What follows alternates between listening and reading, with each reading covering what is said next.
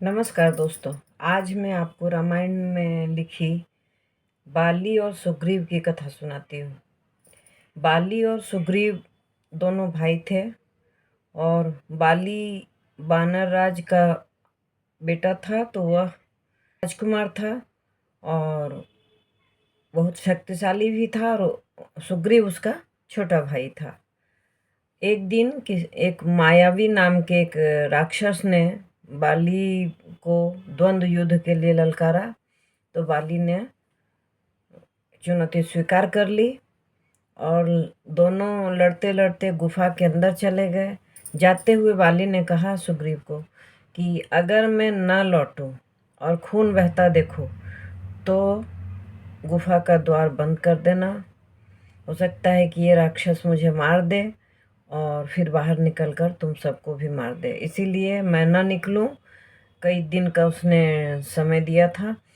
तो उसके बाद तुम गुफा का द्वार किसी बड़े पत्थर से बंद कर देना ताकि यह राक्षस बाहर नहीं निकल पाए और तुम लोग निश्चिंत जीवन जी पाओ। बाली अंदर चला गया और सुग्रीव बाहर बैठकर उसका इंतजार करने लगा। कई दिन हो गए थे युद्ध करते करते और दोनों में से कोई बाहर नहीं आया। रक्त की धारा जब देखी सुग्रीव ने, तो उसने सोचा कि लगता है राक्षस ने बाली को मार दिया और वो अभी निकल कर बाहर आएगा और हमें भी मार देगा। तो उसने एक बड़े से पत्थर से गुफा का मुंह बंद कर दिया और अपने घर आ गया। बाद में वानरों ने उसे राजा घोषित कर दिया। कुछ दिन के पश्चात बाली जब बाहर निकला और अपने घर पहुंचा, तो उसने देखा कि सुग्रीव राजा बना बैठा है। तो उसे बहुत क्रोध हुआ और उसने कहा कि तुमने मेरे साथ विश्वासघात किया, और वह उसे मारने के लिए दौड़ पड़ा। बाली बहुत ताकतवर था, सुग्रीव उससे किसी भी तरह से जीत सकता था। उससे बचकर वह ऋषिमुख पर्वत पर जा छिपा। इसी बीच में राम लक्ष्मण सीता को ढूंढते हुए उधर निकले।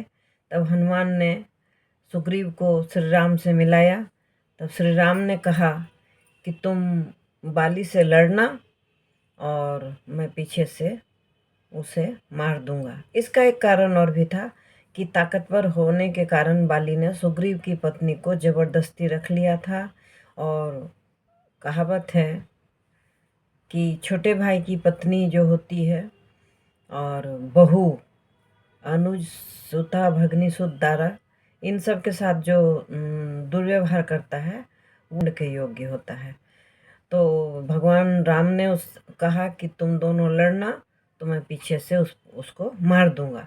तो जब दोनों लड़ने लगे तो बाली तो बहुत ताकतवर था, उसने फिर हरा दिया सुग्रीव को। तो सुग्रीव फिर भगवान के पास आया, कहा भगवान मैं नहीं लड़ पाया और आपने उसे मारा क्यों नहीं। तो भगवान ने कहा तुम दोनों का मुख एक जैसा है, इसीलिए मैं मार नहीं पाया।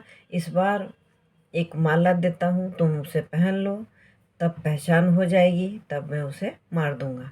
माला पहनकर सुग्रीव उससे फिर लड़ाई करने चला गया और भगवान ने एक पेड़ के पीछे खड़ा होकर उसे बाणों से मार डाला। मरते समय बाली ने भगवान से यही सवाल किया कि भगवान आप ये ताकतवर हैं और आप चाहते तो सामने से भी मुझे मार सकते थे, तो आपने पीछे से वार क्यों किया। उन्होंने कहा कि ऐसे दुर्व्यवहार करने वाले लोगों को किसी भी तरह से मार देना अपराध नहीं है। तो अंत में बाली ने कहा कि मैं तो अब नहीं रहूँगा, तो मेरी पत्नी और मेरे बच्चे का ध्यान रखेंगे। तो भगवान राम ने उसकी पत्नी और बेटे अंगद को सुग्रीव के हवाले किया और उन संरक्षण देने का वादा लिया और फिर आगे निकल आए।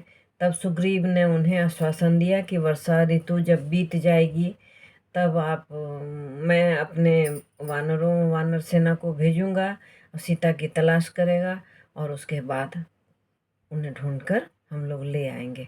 ये कहानी आपको कैसी लगी? अच्छी लगी तो लाइक ज़रूर करें, शेयर करें, चैनल में नए हैं तो सब्सक्राइब करें, एक बेल बटन आता है उसे हिट अवश्य करें।